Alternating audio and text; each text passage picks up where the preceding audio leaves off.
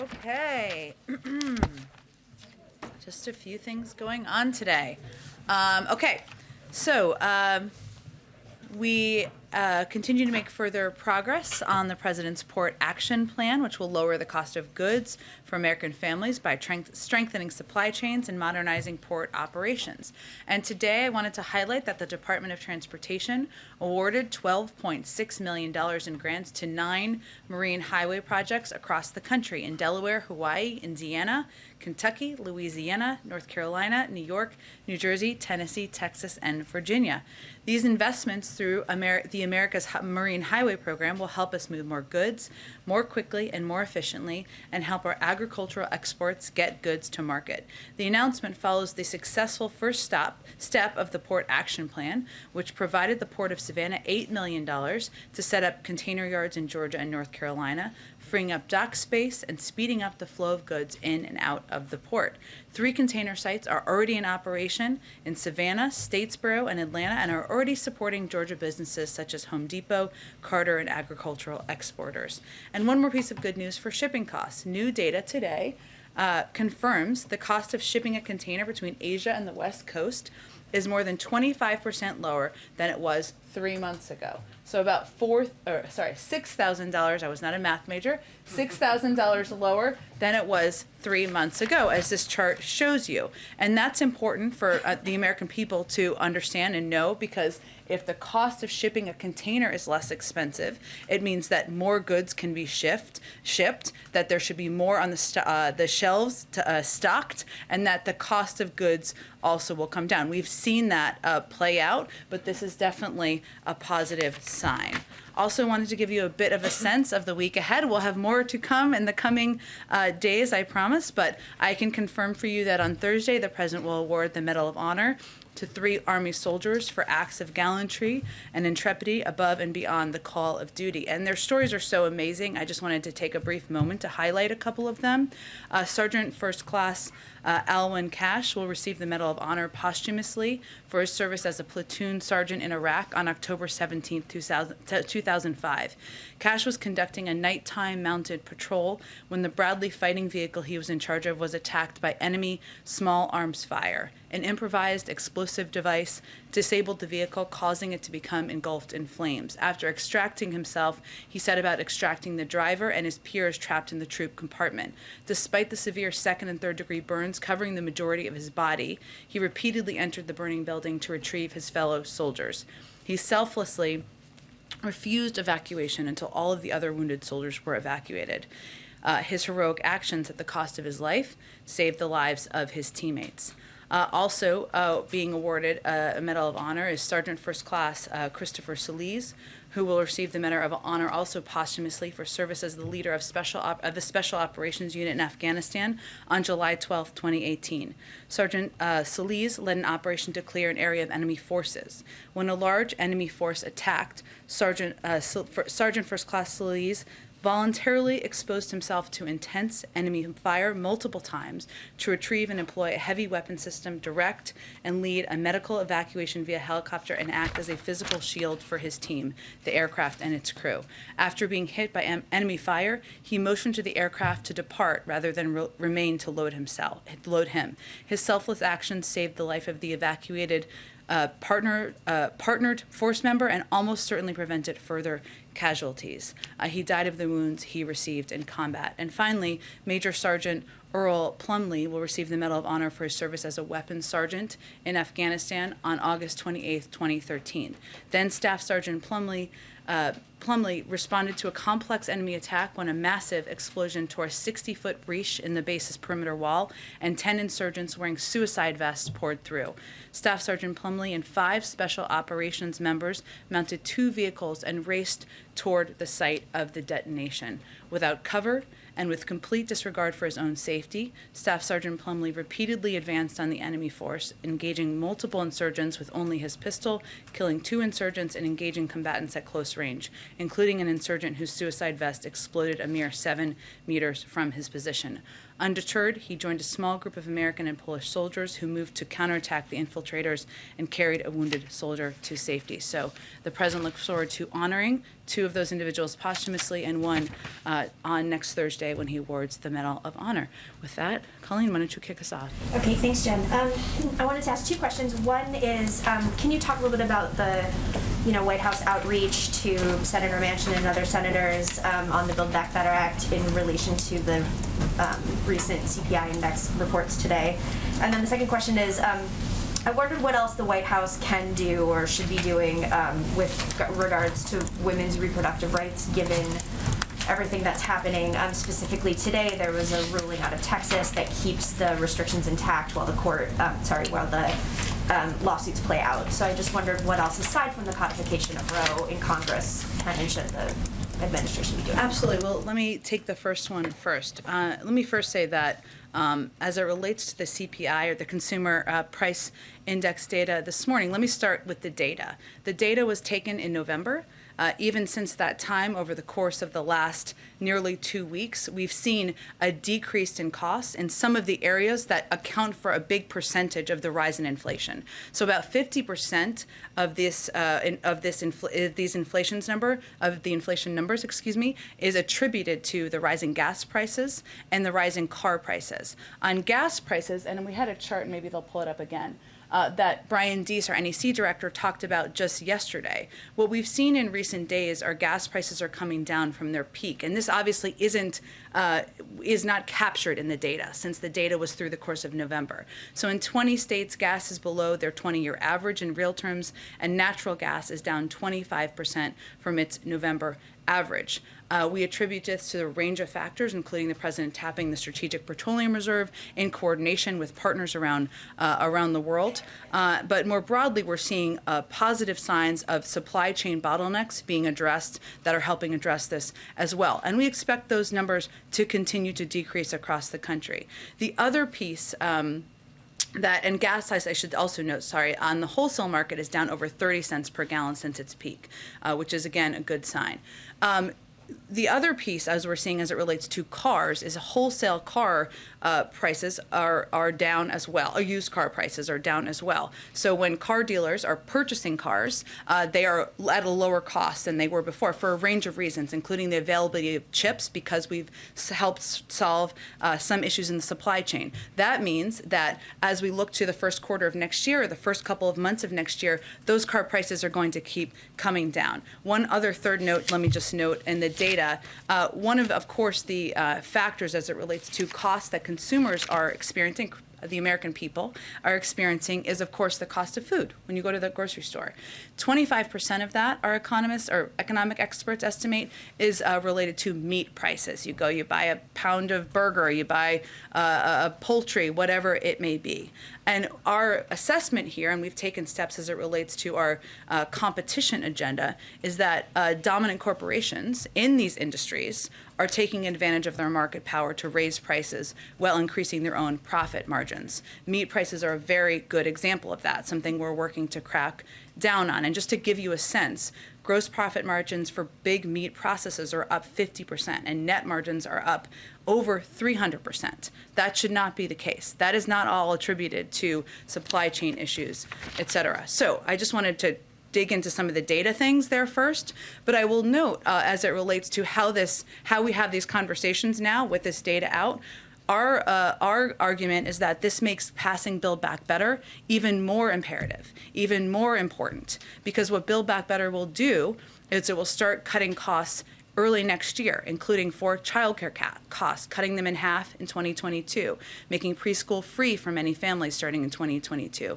saving families the $8,600 a typical family currently spends on preschool, leading to the construction of additional housing units starting in 2022. These are all areas, the way people, and the president just talked about this too, experience inflation, as you all know, is not through the data or graphs, as much as we love graphs in here, but it's about the costs on their family budgets. And so that's why in our view, and the president's view, the argument is even stronger to get it done now. The last thing I would note on this, and then I'll get to the other question you had, is that the president just noted, and I don't know if you saw, that he would be speaking with Senator Manchin early next week. Obviously, we're in touch at a staff level, but I will leave it, of course, to Senator Manchin to speak to that further. As it relates to the question about the Supreme Court ruling this morning, one, the president has obviously been at former Senator Dole's funeral for the majority of the day, but we will be issuing a statement in his name. We naturally wanted him to see and review and edit first, so you will all be getting that shortly. But let me just note that the president is very concerned by the Supreme Court's decision allowing SB 8 to remain in effect, given the consequences the law has for women in Texas and around the country and for the rule of law. I know you noted this, but I would just like to reiterate that the president is deeply committed to the constitutional right recognized in Roe v. Wade, and he has argued and advocated in the past for codifying Roe through passing the Women's Health Protection Act. And the ruling this morning is a reminder of how much these rights are at risk. And how women across the country who have now, in Texas especially, it's been 101 days since this was put in place, 101 days, where their health, their access to what has been law of the land for many decades now has been questioned and put and challenged. And so this is just a reiteration of how much, a reinforcement, I should say, of how important it is to codify Roe and move forward with the Women's Health Protection Act. And he's certainly hopeful that they will move forward with that. It's already passed the House, so in the Senate. I would note in terms of additional administration actions, HHS announced a department-wide response to protect patients and providers in response to Texas Law SB 8. These actions include, and they will continue to be built upon in coordination with the Gender Policy Council here, issuing Title 10 grant support for health service providers, with Title 10 grantees receiving significant funding to support expansion of family planning services, as well as plan to expand access to emergency contraception and family planning services to any eligible applicant. These are steps that have already been underway, but we will continue to explore what more can be done. All right, go ahead, Jeff. Jen, what are the next steps in the U.S. process to extradite Julian Assange after the latest UK court decision? Well, this is really a case it's an ongoing criminal case, so I'd refer you to the Department of Justice and their statement. The president is committed to an independent Department of Justice, and so we'd really let them speak to any next steps.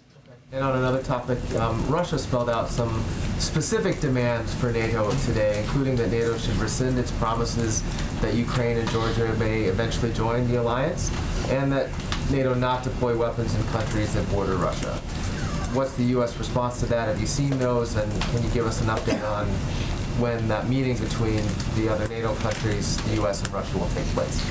Well, this list, which we have certainly seen, but should not come as a surprise. It's the same list of demands that the Russians have been advocating for and voicing for several months, if not years. And that is their prerogative to have their views and demands. We have our own.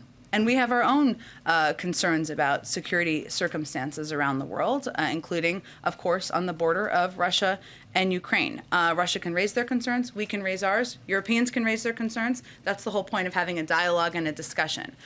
While I don't have an update on what format that may take, which I think is the second part of your question, it's important to note that there have been formats for conversations about European security with Russia for 70 years, approximately. And many of those are formats that could work, and we are open to being the format moving forward. I would note also that even as we're determining what that looks like, we have been engaged on a daily basis with all of the players here, our European partners, at a range of levels. Obviously, you saw the president have the call with the B9 leaders yesterday, as well as the Ukrainians, but we are in touch through senior officials at the State Department, in the White House, and we will continue to be. But I don't have any update at this point on the format. Thanks, Jen. The president said just a few moments ago that he thought that inflation may be at its peak right now. Is that the determination of your economic team when they analyze kind of the state of play in the market right now, or where is he kind of what's he basing it on? Well, I think if the president were standing here, I know he's always invited, which may be the next thing someone says, but which is okay. You're invited if you're listening. Would be that we, of course, defer to the Federal Reserve and their assessments that they make as they make predictions about inflation. They are predicting, as outside economists are, that inflation will come down next year. So we would really defer to them, as would the president. I think I have not obviously had a chance to speak to him post his comments because it was just shortly not so long ago, but I think what he is in his mind, as he went on to articulate, is what we're doing to lower costs for the American people. And that's how he sees it, is, of course, inflation is a term we use here. We use it at the Federal Reserve, a very important economic term. The way the American people experience this at home is costs and what things cost, whether it is the cost of gas or natural gas, heating your home or putting gas in your car. We're seeing those prices come down, or whether it is buying a car, again, we're projecting those prices will come down. We're obviously working to bring the cost of food down. So we are seeing those move in a good trajectory and in a good direction, and I think that's how he was articulating it. And then you guys have been consistent on your argument as it relates to Build Back Better and inflation now for weeks, if not months. Senator Manchin has been consistent in his position for weeks and not months. Obviously, something is going to need to change in that dynamic on the senator's side of things for him, I presume, to support Build Back Better. What changes in your argument that resonates with the senator, given his long-held positions here on inflation? Well, we will certainly let the senator speak for himself. He will, of course, be speaking with the president, as the president alluded to early next week, and I would expect the president will convey much of what we've conveyed publicly, that while we've seen costs increase in some areas, and we've seen them move in a good direction in some areas as well. What we need to do now is think about what we're going to do about rising costs. What is our plan to address rising costs? You saw every single Republican in the House vote against Build Back Better. What were they voting against? Yes, they were voting against the president's agenda. They were also voting against lowering costs. They were voting against lowering costs for childcare, lowering costs for elder care, lowering costs for health care. And I think the not argument, because he has a very good working relationship with Senator Manchin, but I think the case he will make is that this is exactly the time to pass this bill and move it forward so that we can lower costs for the American people on all of those topics, including insulin and areas that really force American families to pinch pennies. Go ahead. On that same point, though, just politically, do these numbers make it more challenging, you think, to pass Build Back Better, given the fact that opponents and even Manchin argue that pouring more money into the economy will only make things worse? Well, what we know is what 17 Nobel laureate economists have conveyed, which is that this will help address inflation. We know that economists across the board, many across the board, have conveyed that this will help address what we see as rising costs. And we also know that for American families sitting at home, they don't necessarily think of it as what the data and what the economists are saying. They think of it as what their weekly budgets are, what their monthly budgets are, and which leader has a plan to address that. So actually for us, politically, arguing we're going to bring down the cost of childcare, we're going to bring down the cost of preschool, we're going to make affordable housing a reality, and on the other side of the aisle, you have people who are opposed to lowering that cost, is a pretty viable argument. And on the timeline here, just to put a finer point on it, you noted the costs are already going down that may not be reflected in this report, and that you may see changes next year. But if you're an American at home worried about these rising prices, how long do you think Americans should be prepared for these increased prices to persist? Well, I think the way the American people look at it is not through data. Right? They look at it through how things are impacting their lives. So what they can know is that gas prices are coming down. In about 20 states across the country, we expect that to happen in more. Natural gas prices are coming down. That means if they're looking to heat their homes, it was a very cold day here yesterday, for other cold days around the country, those prices are coming down. If they're looking to buy a used car, those prices should come down early next year. And also there are steps we're taking to address areas of where we see prices increasing, like when they go to the store to buy some, burgers for a barbecue, that we're working to go after meat conglomerates for raising prices and jacking prices up. So it's area to area, but what we can tell them is where we're seeing progress, where we're still going after the problem, and what we would also convey to them is you should look closely at who has a plan here and who's just shouting from a megaphone about it being a problem. We all agree it's a problem. It's who's going to do something about it. And how worried are you that the Fed may have to raise interest rates? We really, of course, defer to the independence of the Federal Reserve in making those decisions and what they feel is right for the economy. So I wouldn't say we're worried. We leave them to their independent assessment of what's needed. Go ahead. Jen, is the mentioned conversation happening here at the White House in person or by phone?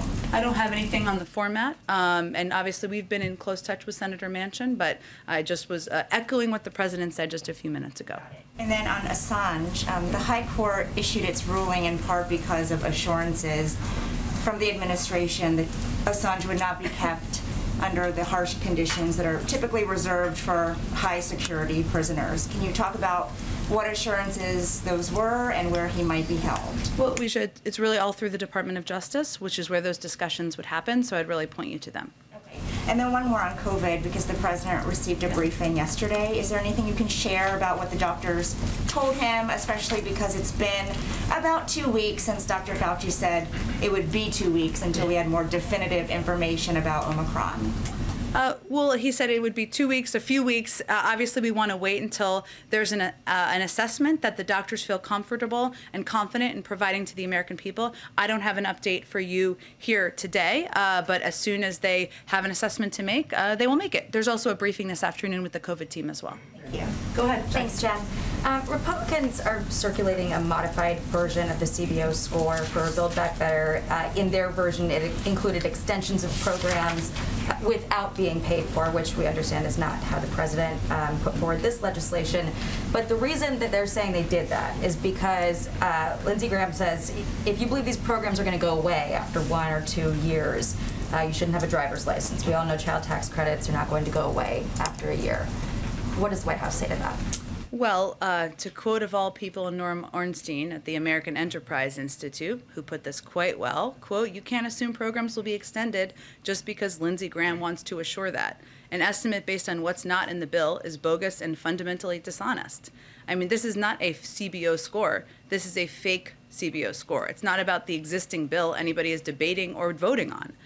This is about proposing the extension of programs that has not been agreed to without the commitment of the president, which he's made repeatedly publicly, that he would never support extending these programs if they weren't paid for, period.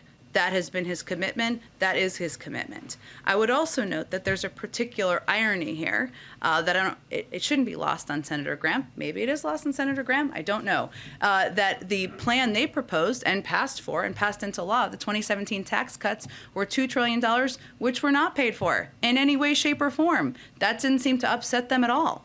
And I will say, and they can thank us in any way they would like for this, that what our projections and the projections of our economists predict is that for our plan, if as this plan continues in the second decade, it would actually reduce the deficit by $2 trillion. So we're actually covering their irresponsible tax cuts to corporations and net wealth individuals. They're very welcome for that. Thank you. And then on crime, the National Sheriff's Association alleged that they haven't seen the kinds of federal support to crack down on crime that we talked about here in the briefing room earlier this week. I already have lengthy statements from the White House and the DOJ detailing and countering some of the points that they made.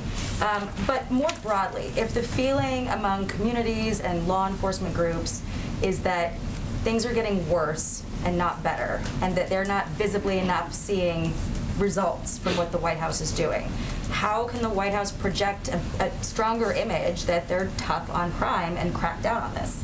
Well, Jackie, I would first say that we recognize, and let me just reiterate, that we agree that violent crime is a serious problem. We have concerns about what we've seen, serious concerns about retail theft in a range of communities across the country. And I know you are aware of this, but we have actually taken some what we would consider serious steps to help work with these communities, whether it's plussing up police forces in San Francisco and LA, or having the FBI work directly with the LA Police Department to address areas where we have seen an increase in retail theft. I would also note that what the president has proposed, and obviously we're on the CR short-term budget right now, is an increase in a plus-up in funding for the COPS program of almost $300 billion more than what was proposed by the former president, because he believes that police departments and law enforcement should be properly funded and supported. That is something he's been a believer in his entire career. So I would say we are committed to, but we have proposed additional funding. We are working directly now, and obviously this work is ongoing. One real quick one on the Jessie Smallett verdict. Both the president and vice president tweeted at the time of that attack. The president tweeted, "What happened to Jessie Smallett must never be tolerated in this country. We're with you, Jessie." The vice president called it an attempted modern-day lynching. Since the guilty verdict, are there any lessons learned here on rushing to judgment when a crime is alleged? I think there are lessons learned perhaps for everybody who commented at the time, including former President Trump. I wish April Ryan was here because I think she asked him the question. Do I see her somewhere or no? Okay. She just left, where he said, "I can tell you that it's horrible. It's doesn't get worse," in response to her question about about Jessie Smallett at the time. I would say that we respect the jury's decision. Lying to the police, particularly about something as heinous as a hate crime, is shameful. Instances of that need to be investigated fully, and those found guilty need to be punished. And false accusations divert valuable police resources away from important investigations. They make it harder for real victims to come forward and be believed. You know, if you look back at the time, it's also true and important to note that accusations of hate crime should be taken seriously, and they need to be fully investigated. But that's where everybody was looking at it at the time. But certainly knowing what we know now, it's important to also note the danger of lying to police and lying about hate crimes and the fact that it diverts important resources. Go ahead, Kristen. Thank you, Jen. I know you've gotten some questions about the timeline of inflation, but let me just try again in this context. I think it bears repeating because now we have the numbers. Fed Chair Jerome Powell said that transitory is no longer the right way to describe inflation. He said it now appears that factors pushing inflation upward will linger well into next year. I asked Brian Deese this question yesterday, so let me put it to you today. Given what Jerome Powell is now saying, does the administration, does the president acknowledge that inflation is more entrenched and not transitory? Well, Kristen, I would say that I can't speak obviously for Jerome Powell, but I think part of the point here is that it doesn't really matter what you call it. Our view, but more importantly, the view of the Federal Reserve, which he oversees, private sector forecasters in the markets, has been and remains, and has been for months, that inflation will ease over time. That is the projections of the Federal Reserve. That is the projections of outside forecasters, and that it will ease next year.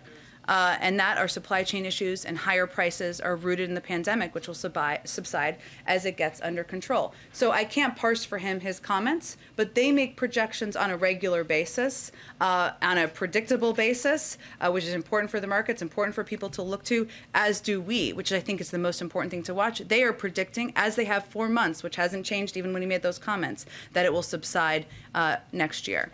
I think when people hear the term well into next year, though, I interviewed a business owner today, some families who say it's this piling up of prices that's causing the suffering. What do you say to those families who are suffering and they hear a term like well into next year and they feel panicked? I would say that we take the rise in prices and that impacts individual families, small businesses, anyone across this country incredibly seriously, Kristen. And that's why it's so important to note and to detail, as I did at the beginning, but I can highlight a little bit more, what the president is doing and what this administration is doing to lower prices. And that includes using every lever at our disposal to lower gas prices, something that's impacting people across this country. We've seen some progress. 20 states across the country, we've seen it go down. We expect that to increase. Another key driver in these inflation numbers is the price of cars. We're seeing wholesale car prices come down. That means when families go to a lot to buy a used car, first quarter of next year, the prices will be lower. And we're also using tools at the president's disposal to go after meat conglomerates, where we're seeing when people go to the grocery store and a pound of meat is more expensive than it should be. We agree. That's less related to supply chain issues. A lot of that's related to the actions these conglomerates are taking to take advantage of the American people and the industry. So what people should understand is that the president is focused on bringing down costs in all of these industries, how they're impacting their daily lives, which is what's most important to him, and that also getting the Build Back Better agenda and bill passed will help lower a range of costs that impact people's bottom lines, their pocketbooks, their budgets. And obviously the child tax credit is a part of the Build Back Better plan. I asked you about this yesterday, if there's any discussion about pulling it out as a standalone piece for the families who rely on that tax credit. Will the president say to Congress, don't leave until we get this done? to make sure that that child tax credit does get extended? What's his plan for that? I think it's important to note that there's not a single Republican who supports extending the child tax credit, unless they want to speak out, and if they do, they're welcome to join us in supporting the extension of that. We believe that the full package, the entirety of the package, has key components that will lower costs for American families. That's what we're advocating to push to pass. That's what Leader Schumer would like to do and see passed, and that's what our focus is on at this point in time. Go ahead. Thanks.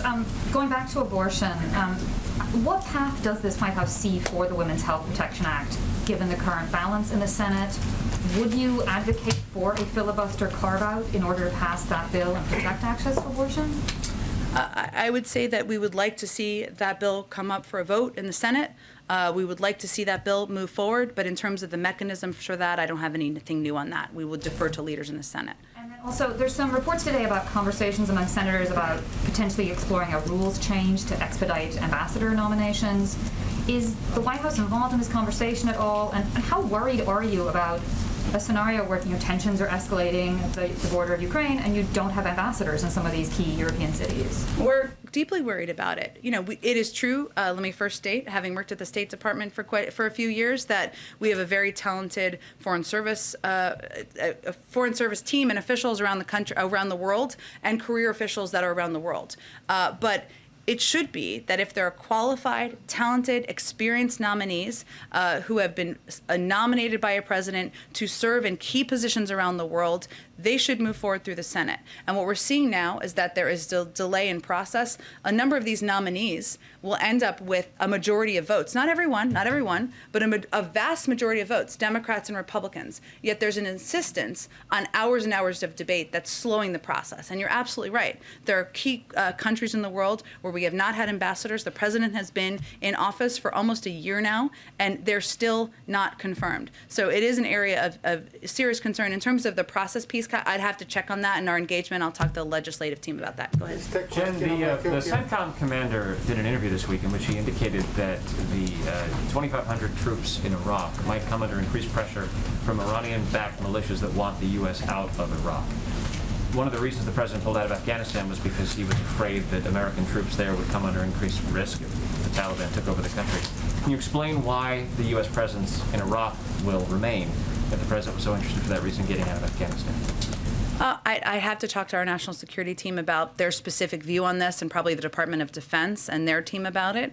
I would say that Afghanistan was, of course, a war that we fought for 20 years, where we had troops on the ground who were fighting a war on behalf of the Afghans. They were unwilling to fight for themselves. I know it's tempting to compare different war zones. They're always a little different and have different circumstances, but I can check with them on this specific case. One other question. We understand the mother of Austin Tice, the journalist who's been captive in Syria for so long, was going to be meeting with the National Security Advisor. Do you have an update on that meeting, and does the U.S. government have hope that Austin Tice might soon be returned to his family? Well, I can confirm that Deborah Tice met with Jake Sullivan, our National Security Advisor, today. I would also note that she has been and her family have been in touch and have met a number of times with members of our national security team and been on phone calls, as we have been with all families of individuals who are held overseas. It's our standard practice not to share specific details about any potential meetings or specific cases out of respect for the families and to preserve confidentiality. Our team, of course, will remain in close contact, but I can't give you an assessment. Obviously, we're going to do everything we can to bring Austin Tice and any individual and any American who's being held overseas. Go ahead. Thanks, Jen. First, I just wanted to ask quickly, the Chinese firm Evergrande has slipped into default. You were asked about this a couple months ago and said that the U.S. was monitoring, but now that it's actually happened, I'm wondering sort of what the level of concern is and if the administration of the White House is undertaking any action in response. The vast majority of their business and, of course, market impact is in China, not in the United States, as I think you well know. Obviously, any potential impact would be monitored by the Department of Treasury. I have not heard any additional or new assessment on that, but, of course, they monitor not only domestic but also global markets. And I just wanted to sort of diagram a sentence that you said earlier. Okay. It's a Friday. Give me a break. Well, I'll explain. You were talking about. I need a chalkboard or something. The CBO, the CBO report of the non-existent bill, and you, in explaining why you didn't think it was valid, said that the president would never support extending these programs if they weren't paid for, period. And the reason I'm asking this question is I envision a scenario where in like 2 or 3 years, I'm still sitting here, maybe you're not, but a This is like a real harsh line of questioning. You might be done with us, but a Biden press secretary is sitting here, and you're trying to extend some element of Build Back Better, because as we all know, the package is not going to move, or the elements of the package wouldn't all move together we're just renewing Build Back Better. So I want to be extremely specific. Mm-hmm. If there's an element of Build Back Better that expires, the president will never support renewing that element unless it is fully paid for and deficit neutral. He wants to. He would only support extending these programs if they were paid for. Period. I'm not going to parse all individual moments, but that is what he has stated publicly. That is his commitment. He is a person who is fiscally responsible, unlike the person who asked for the fake CBO score, and that is his commitment as long as he is president. So if it's child tax credit or payments for child care comes up, it's expiring, it's on its own. You don't have a way to pay. I'm not going to get ahead of a hypothetical, but again, what this fake CBO score was about was extending all of the programs that would expire without paying for them. The president would pay for them. There's no bill that exists on this front, and we don't even know what the vehicle would be. But again, the president has been clear about his intention to pay for these programs, and so that's one of the reasons why this is so disingenuous. Go ahead.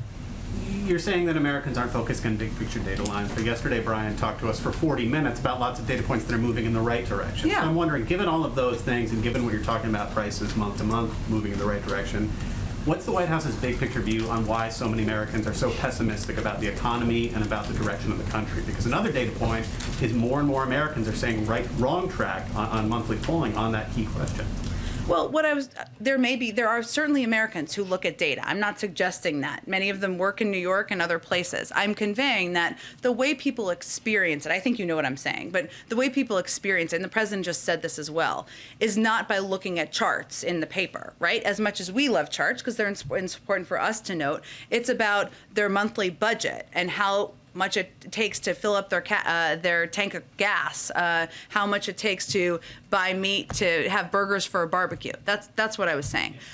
Why are people experiencing things, or why? Because, and we've talked about this a little bit before, but a lot of it, what we're seeing in our data is people's psychology on the economy, on how they're experiencing things in the country right now, is related to COVID. And the fact that COVID, we're still in a fight against this virus. People expected it to be over sooner. We have new variants that have come up, and people are looking to get back to a normal version of life. And so that's our best assessment. Obviously, Americans will experience things different ways, and we certainly understand that. But broadly, when you look at data, that's what we see. Go ahead. Thank you, Jen. I wanted to ask you something in light of this week's Democracy Summit. Sure. Former President Trump has been undermining the 2020 election result for most of this year. He puts out statements, various releases, and I wonder why President Biden has not used his bully pulpit to push back on the misinformation coming from former President Trump, just given that democracy is such a top concern. Why does President Biden, so I'm just to understand your question, why does President Biden not debate or lift up President Trump and his statements? No, I don't think that's what I was saying. Why isn't President Biden pushing back on the misinformation that the former president is putting out? Look, I think the president is doing what the American people elected him to do, which is to govern the country, to make people's lives better, to solve COVID, to put people back to work, and certainly to fight for protections that will save our democracy and moving forward, not to continue the 2020 election. So that's what he's focused on. But do you think it would be effective in some way to, this is the most powerful possible, podium that exists in the United States from a political leader. Therefore, has there been any discussion of the president giving some kind of address to the country and speaking clearly about what did and did not happen and clearing up misinformation, particularly as democracy is very fragile? I think the president has spoken very clearly, and facts back this up, about the fact that the majority of the American people voted for Joe Biden to govern this country, that it went through dozens of courts who threw out attempts to change the outcome of the election. But we've made an assessment, which hasn't been the assessment made by everybody, that elevating and giving more fire to the conspiracy theory-laden arguments of the former president isn't constructive, nor is it what the American people elected him to do. Go ahead. Thank you, Jen. First, President Bukele of El Salvador posted some apparent screenshots alleging that Jean Maines of Southcom intervened to try and free another politician in El Salvador. And he alleges that she was intervening to try and free another politician who was allegedly assisting gangs in the area of El Salvador. Is the president aware of this interaction between Maines and President Bukele? And also posting WhatsApp screenshots of a U.S. diplomat. What does this say about the U.S.'s relationship with what was once an intended partner to curb irregular migration north? Sure, Zolan, it's a great question. I don't have all the details on the specific case, not case, but the specific details of this this incident that you're referring to. So I can't speak to whether the president's aware of it. Obviously, he's regularly briefed by his national security team, but I'll talk to them and see if there's more details on it. Okay, great. And then on MPP, the Homeland Security Secretary was asked about the expansion of MPP yesterday, of including Haitians. I know you were asked about this earlier this week, but when asked about the expanding it, he said, "We felt the good faith implementation of this program required us to act." Why is it that expanding a policy to include more migrants, a policy that the president has referred to as inhumane, is acting in good faith? Well, I think as the secretary has also stated, and I've stated too, we don't agree with this program. We find it has endemic flaws. It's imposed unjustifiable human costs, pulled resources and personnel away from other priority efforts, and failed to address the root causes of irregular migration. I'd also note that they made some changes to the program to attempt to instill some more humane components, even of a program that we are opposed to. In terms of how we're implementing it, I mean, my understanding, but I would really point you to the Department of Homeland Security, is that we are abiding by this court order and working to implement that as we see the requirement. But beyond that, I would really point to them for more details. The court order didn't specify expanding it to other nationalities, including Haitians. So, I mean, with everything you just said, given that the administration has, in court documents, criticized this policy, I mean, why then expand it for this other population that the Trump administration did not include either? Well, I would say, first of all, the Trump administration allowed this program to continue, separated families and mothers from their children, and had an absolutely inhumane and horrific approach to immigration. So I don't think there's any point of comparison there. I will check and see if there's more details on this to share with you. The last one I have is just with this this tragedy involving a truck crash with more than 50 migrants that were killed. That's the initial reports. Just initial reports from people on the ground say that that truck was intending to come to the U.S. border, that those folks were trying to come to the U.S. Is the president, is the administration reaching out to Mexico, to partners in Central America this morning? Does this cause for a certain reevaluation of the strategy to deter migration north? It would really come through the Department of Homeland Security, that kind of outreach. So I would point you to them for any more detail about a connection with the Mexican government. Or the vice president at this point? I can check and see, but I suspect that conversation would first happen through the Department of Homeland Security. Go ahead. Oh, go ahead, Karen. Thanks, Jen. Retail sales recently have been strong, even with prices increasing. Does the White House think that will continue, or is there concern about consumers starting to scale back due to higher prices? We have seen retail sales up. I mean, it is the holiday season right now, so without being an economist, I suspect that retail sales are often up around the holiday season as people are engaging in retail therapy or what have you this time of year. In terms of whether it will come down and be, I think I would assume you mean below what the typical trend would be. We haven't seen that to date, but I don't have any economic projections of what we expect on that front, or I have not heard an expectation from economic team that we expect them to come down. And on a different topic, Manuel Oliver lost his son in the Parkland, Florida high school shooting in 2018. He's been here in Washington this week. He spoke to us, ABC, and said he wants to meet with the president to talk about gun control in the wake of another school shooting. I know that he's met with the president in the past, and some White House officials in the past have spoken with him. But is there a plan for the president to meet with Mr. Oliver while he's here in Washington? And then I just have one quick one after that about this. Sure. Well, let me first say that we have been in touch with Mr. Oliver. Cedric Richmond has been in touch with him, and we've also offered a meeting with Cedric Richmond and members of our senior team. I don't have anything to preview in terms of a meeting with the president, but certainly he is somebody, as you noted, who the president has met with in the past. We certainly respect and honor, one, his loss, but also his activism as a follow-up to that on behalf of gun safety. But I don't have anything to predict at this point for a meeting with the president. I think you were asked this earlier this week, but just to circle back on that, has the president spoken with any of the families who lost a child in the Michigan school shooting last week? I don't have an update on that either at this point in time. Go ahead. So the Los Angeles School District has 85% of its eligible students vaccinated, 12 years and older and up, but they're pushing back the deadline for the rest of those students because tens of thousands were not going to meet that deadline. How does the White House view that experience? Is it view that this has been a successful use of a mandate on students? Is this a warning sign that not enough students are getting vaccinated? How would you characterize and look at that situation? I don't have any specific grade of their implementation. Obviously, school districts across the country are going to implement or not different requirements to keep their schools safe. What I would note is that that is a vast majority, that is a compliance with what the requirements are they put in place by a large population of the school community.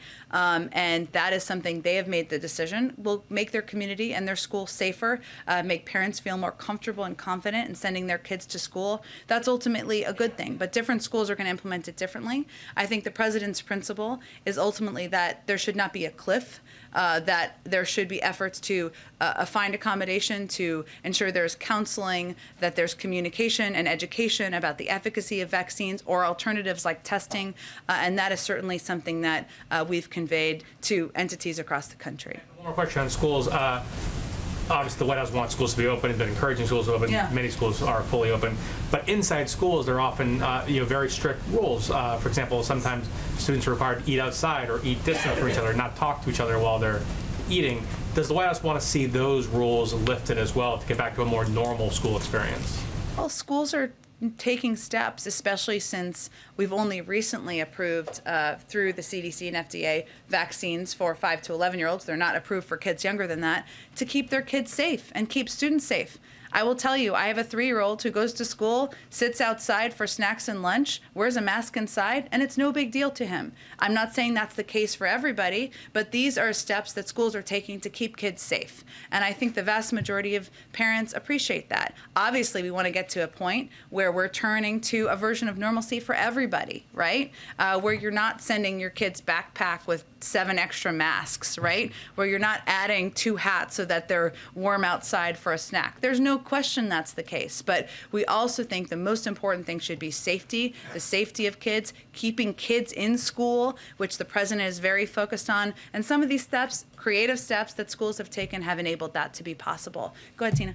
Is the Biden administration considering extending that student loan payment pause? I know there's, if not, besides legislation that probably won't pass, what are some of the options that can help these people?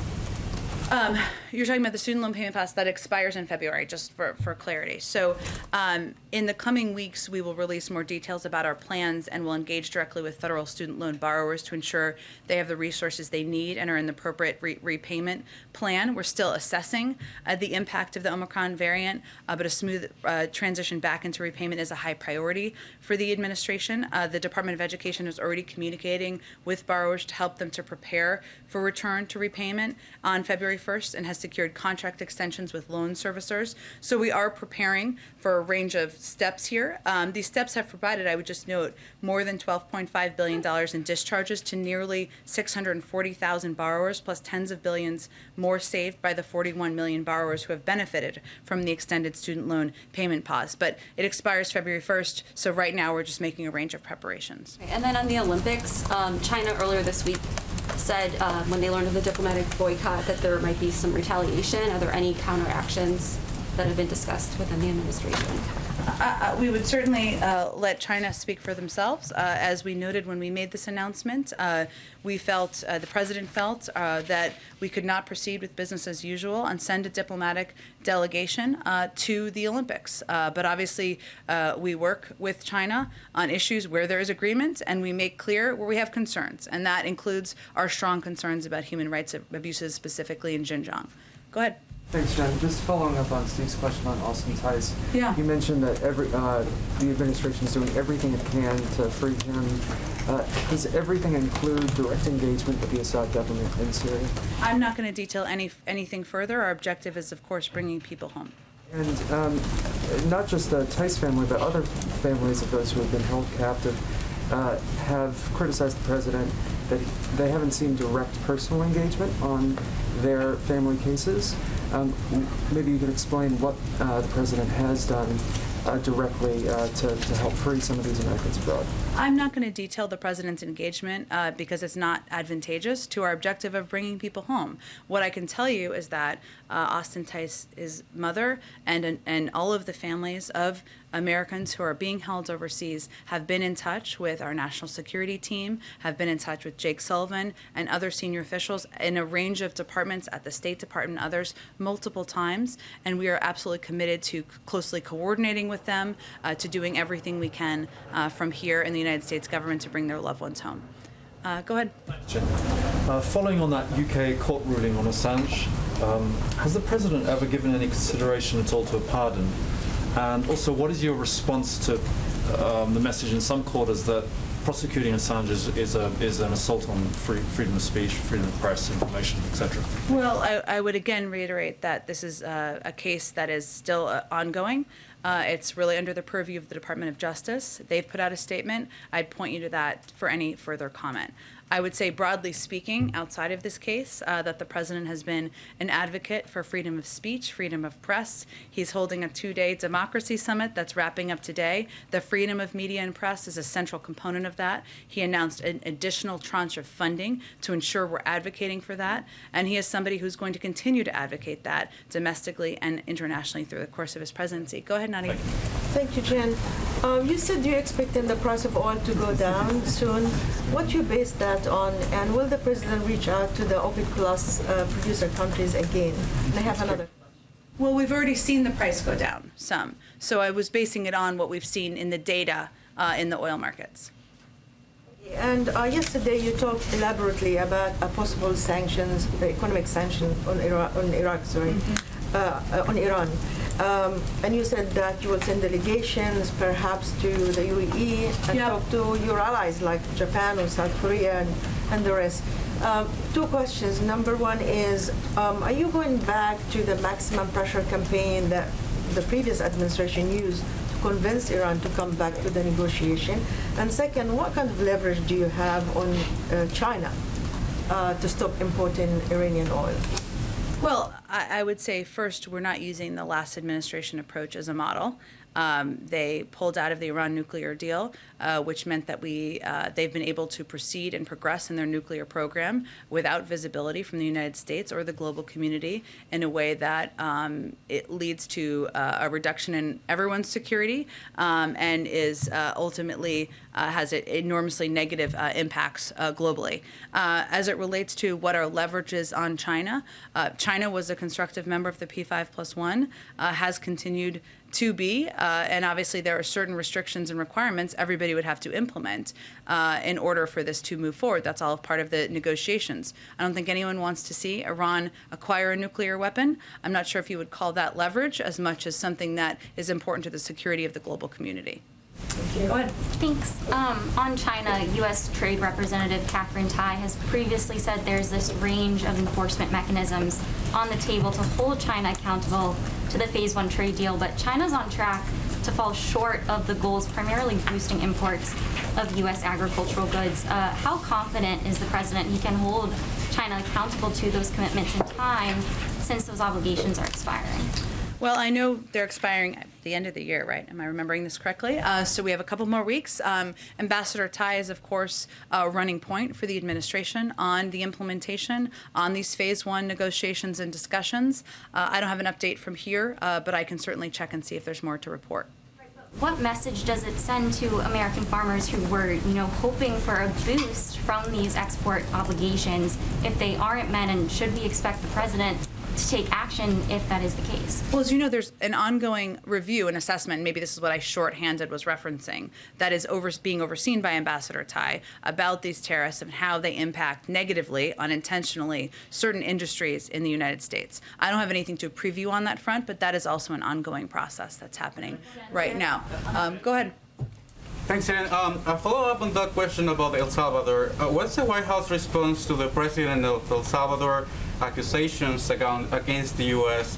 He says, and I quote, the interest of the United States has nothing to do with democracy in any country, end quote. And any comment on the decision of Nicaragua to break relations with Taiwan and return it to China? Sure. Let me start with Nicaragua. The decision deprives Nicaragua's people of a reliable and democratic partner in Taiwan. Taiwan is a like-minded democratic partner, a steadfast partner, and friend to countries throughout the region. We encourage all countries that care about democratic institutions, transparency, the rule of law, and promoting economic prosperity for their citizens to expand engagement with Taiwan. We refer you to the State Department for anything further, but I would note that they put out an extensive statement on that. Go ahead. On the question of El Salvador, the president of El Salvador saying that the U.S. government has nothing to do with democracy in any country. It's hard for me to even know the context of that statement. The United States just hosted a 2-day democracy summit where we announced an extensive financial commitment to contribute to the preservation of democracy around the world. As the president conveyed, democracy works best with consensus and cooperation, and he's also noted that we all need to continue to work harder to preserve our own democracy. I don't have an exact reaction to them. Go ahead. Two quick foreign policy questions for you. Sure. One is on Afghanistan. Yesterday, as was mentioned earlier, the head of Central Command did an interview, and during that interview, he said that the number of al-Qaeda members in Afghanistan has, in his words, probably slightly increased. Does that surprise the president? Is that a concern for the president? Well, I would say first that President Biden made clear from the start of the Afghanistan withdrawal process that it's critical for us to retain our over-the-horizon with counterterrorism abilities, our abilities to prevent, detect, and disrupt terrorism threats without having a permanent military presence on the ground that could be a target. And that is something he is committed to ensuring. Our national security team is working to ensure we have the capabilities, working with partner countries in the region who share that concern, who do not want terrorism to have a birthplace or rebirth place in the region. And we have also been clear that we will not allow terrorists to threaten the homeland from Afghanistan, and we will hold the Taliban accountable. I know we obviously do regular assessments for from our intelligence team on this, from the CIA director, from our director of the National Intelligence Agency. I'd really point you to them on their assessments, but the president takes his commitment to ensuring they do not rebuild, they do not gather, and they do not pose a threat to the homeland quite seriously. On Russia, just a few days after President Biden's conversation with President Putin, is it fair to say that the ball is now in President Putin's court, in the sense that the next step is up to him as to whether or not he pulls back its troops from the Russian-Ukrainian border or he moves into Ukraine? What's your assessment there? Is that a fair, accurate assessment? Well, I would say first that our objective continues to be diplomatic discussions. And to go back to Jeff's earlier question, those could take a range of formats.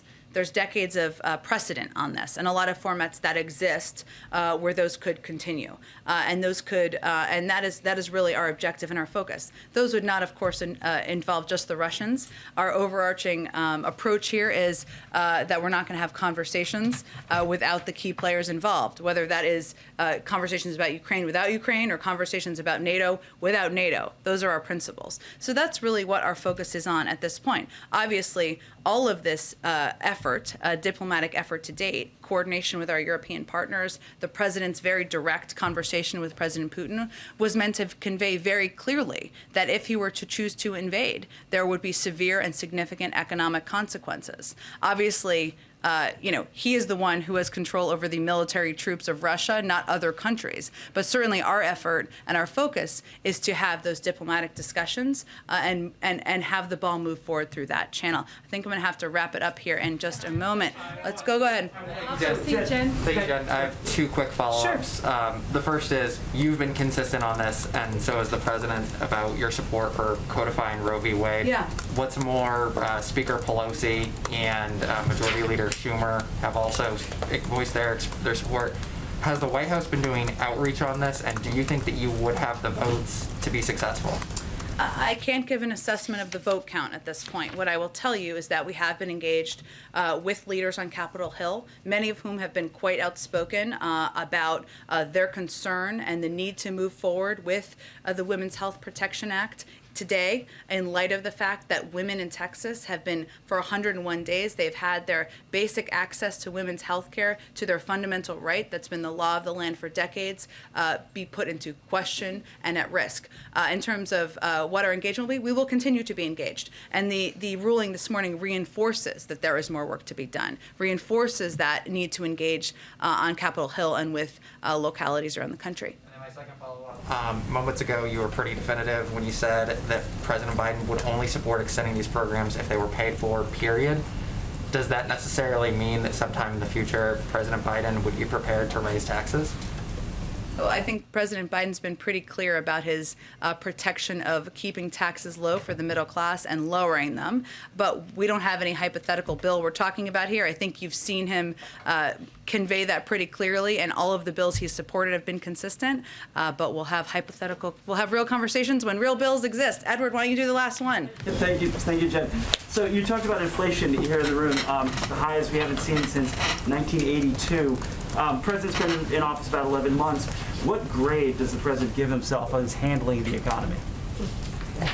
I think every president I've ever worked for, I've only worked for two, but they try not to grade themselves. But I will tell you what the president is proud of working on with Congress, with governors, with leaders across the country, is his effort to lower prices for people across the country, whether it's the steps he took to lower the price of gas, whether it's the steps he took from the beginning to address bottlenecks in the supply chain that we're seeing play out now positively in terms of improvements, or whether it's his effort, his proposal to introduce Build Back Better, which will cut costs for people across the country. All right, happy Friday, everyone. Thank you, everyone. Have a good day.